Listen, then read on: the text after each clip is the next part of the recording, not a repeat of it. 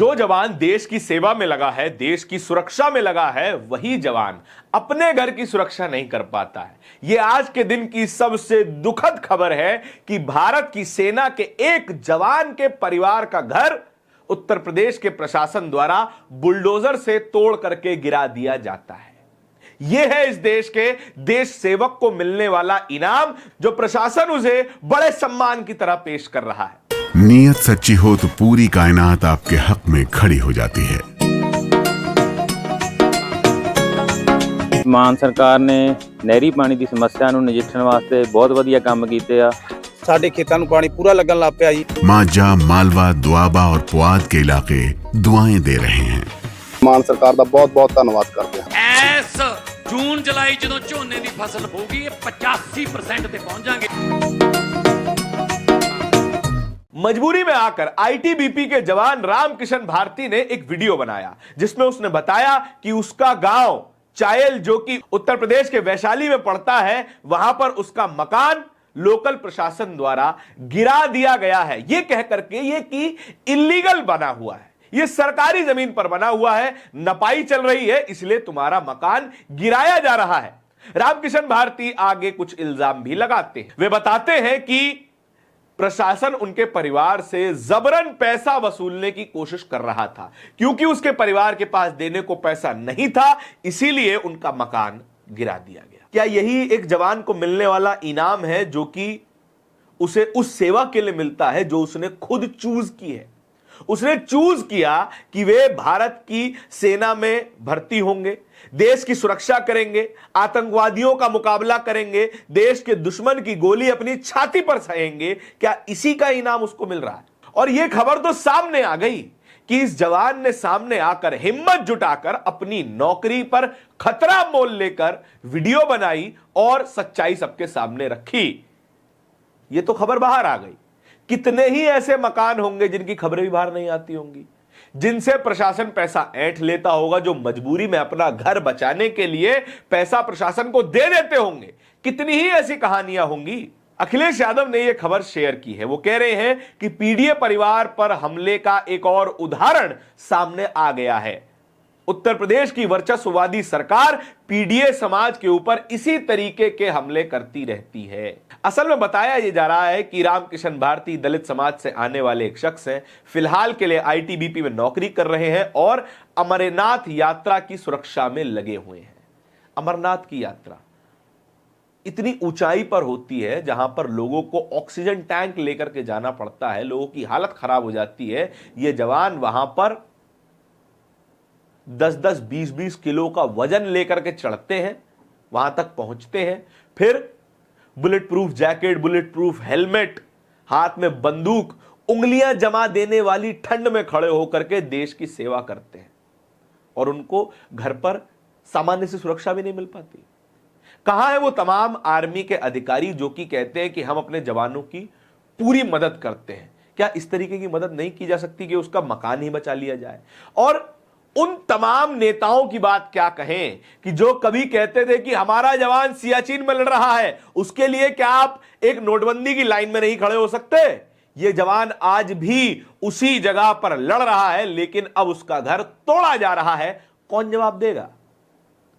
उत्तर प्रदेश के मुख्यमंत्री योगी आदित्यनाथ अपनी बुलडोजर न्याय व्यवस्था को बहुत बेहतरीन बताते हैं और पूरे देश में इस बुलडोजर न्याय व्यवस्था को स्थापित करने का दावा भी करते हैं। अलग अलग राज्यों में जाकर के जब वोट मांगते हैं तो बताते हैं कि कितनी बेहतरीन न्याय व्यवस्था उन्होंने अपने राज्य में बना रखी है। यह है उनकी बुलडोजर न्याय व्यवस्था कि बुलडोजर का पंजा दिखा करके आप अब एक्सटॉर्शन करने लगे हैं, फिरौती वसूलने लग गए हैं। पैसा दे दो नहीं तो मकान गिरा दिया जाएगा। ये इल्जाम लगा रहे हैं और हमें तो इस इल्जाम पर भरोसा है क्योंकि एक जवान, उसकी सबसे बड़ी यूएसपी होती है उसका डिसिप्लिन, उसकी ऑनेस्टी। कोई भी जवान बिना किसी आधार के कोई भी इल्जाम नहीं लगाएगा क्योंकि वो जानता है कि बात अगर जरा सी इधर उधर हुई तो बात उसकी नौकरी पर आ जाएगी। और बड़े कठोर मन से इस जवान ने ये वीडियो बनाया होगा कि कब जाने कब कौन आ जाए, किसको बुरा लग जाए और इसकी नौकरी चली जाए। भैया मकान का मामला है, घर परिवार का मामला है। अगर परिवार ही सुरक्षित नहीं होगा तो फिर ये जवान देश को सुरक्षित कैसे करेगा? सवाल तो यहीं पे आ जाएगा ना। और इसके अलावा इस वीडियो के अंत में ये जवान सरकार से ये तक अपील कर देता है कि आप पूरा निरीक्षण करवा लीजिए कि अगर कहीं पर भी इल्लीगल जमीन पर मेरा मकान है तो फिर उस जमीन को रिक्लेम किया जाए और ये मकान मेरा वापस ना दिया जाए। इतने कठोर मन से ये व्यक्ति अपनी बात कह रहे हैं, ये जवान अपनी बात कह रहे हैं कि इतनी मजबूरी क्यों आ गई। जिस जवान के सहारे पर हमारा देश खड़ा हुआ है, जिस दुश्मन की गोली को झेलता है ये जवान, और हम आराम से अपने घरों में चैन की नींद सोते हैं, ये नेता मंत्रीगण अपनी चैन की नींद सोते हैं। योगी आदित्यनाथ जी इन्हीं जवानों की सिक्योरिटी में बड़ी बड़ी रैलियां करते हैं, बड़े बड़े भाषण देते हैं।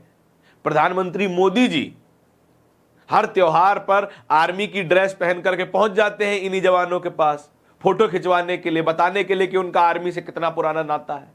आज क्या एक जवान का घर भी नहीं बचाया जा सकता? सामान्य सी बात है, इनको किसी भी जवान से, किसी भी सैनिक से कोई मतलब नहीं है। इस देश की जनता सैनिकों के मामले में बड़ी इमोशनल है। इसी इमोशन का फायदा उठाने के लिए हर नेता पहुंचता है। Rajnath Singh ji Rafale fighter jet की पूजा करने पहुंच जाते हैं। मोदी जी आर्मी की ड्रेस और टोपी लगा करके भाषण देने पहुंच जाते हैं। दिवाली पे पहुंच जाएंगे, जवानों के साथ खड़े होकर फुलझड़ियां जलाएंगे, फोटो खिंचवाएंगे। अगर हिम्मत है, अगर सच में जवानों की कोई परवाह है, तो इस एक जवान का घर वापस दिलवा दीजिए, घर वापस बनवा दीजिए। अन्यथा यही माना जाएगा कि आप केवल वोटों के भूखे हैं। आपको कोई मतलब नहीं है कि जवान मर रहा है, जी रहा है, वो किस तरीके से अपने घर का भरण पोषण कर रहा है, पालन कर रहा है, कोई फर्क नहीं पड़ता। बड़े बड़े सरकारी बाबू करोड़ों करोड़ रुपया कमा जाते हैं सरकारी नौकरी में बैठ करके।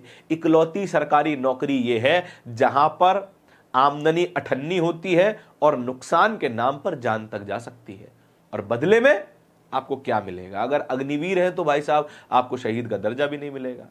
चलिए, आपको शहीद का दर्जा भी मिल जाएगा तो आपका नाम शहीद स्मारक पे लिख करके ये सरकार भूल जाएगी। सरकार जवान के जीते जी नहीं याद रखती तो मरने के बाद क्या याद रखेगी? ज्यादा ज्यादा एक मेडल दे देगी, बस। इसके अलावा क्या? अब तो पेंशन पे भी टैक्स लगाने की बात चल रही है। उन जवानों के जो जवान बैटलफील्ड में घायल हो जाएंगे और गलती से बच जाएंगे, उन्हें पेंशन मिलेगी। पेंशन दिव्यांग पेंशन मिलेगी। उस दिव्यांग वॉरियर पेंशन पर टैक्स लगाएगी यही सरकार। यह है इस सरकार की असलियत। और अगर आपको आज तक नहीं समझ में आई थी तो भैया बड़ी अच्छी बात है, अपने डिलुलू लैंड में जीते रहिए। इसके अलावा और भी कई रिएक्शंस है इसी खबर के ऊपर। मोजो स्टोरीज ने यह पूरी बात विस्तार से लिख करके बताई है। एन आईटीबीपी जवान डिप्लॉयड ऑन अमरनाथ यात्रा security duty has revealed an emotional video alleging that his family home was demolished while he was away on duty. The soldier reportedly local official demanding money, selective targeting of his family property and ignored other allegedly unauthorized structure in the area. यहां तक की बात कही गई है कि बाकी illegal मकानों को इग्नोर करते हुए खास करके इसी शख्स का मकान तोड़ा गया। क्यों तोड़ा गया? क्या इसके कुछ और कारण हो सकते हैं? क्या इस व्यक्ति का समाज भी इसमें कोई रोल प्ले करता है? किस जाति से आते हैं, किस धर्म से आते हैं, क्या इस पर भी ध्यान दिया जाना चाहिए? जैसा कि अखिलेश यादव ने कहा कि पीडीए परिवार के ऊपर हमला हुआ है। खबर भी छापी है। अमरनाथ यात्रा की सुरक्षा में तैनात आईटीबीपी जवान, इधर कौशाम्बी में घर पर चला बुलडोजर, वीडियो में लगाई गुहार। कोई सुनने को राजी नहीं है, इसीलिए सोशल मीडिया का सहारा लेना पड़ता है। सोचिए, सोशल मीडिया नहीं होता तो ऐसी कितनी ही कहानियां गायब हो जाती, दब जाती। आपके इस पूरी खबर पे क्या विचार है? कमेंट सेक्शन में बताइएगा जरूर। इस तरह की और भी खबरों को देखते रहने के लिए बोलता हिंदुस्तान को सब्सक्राइब जरूर कीजिएगा। बहुत बहुत शुक्रिया।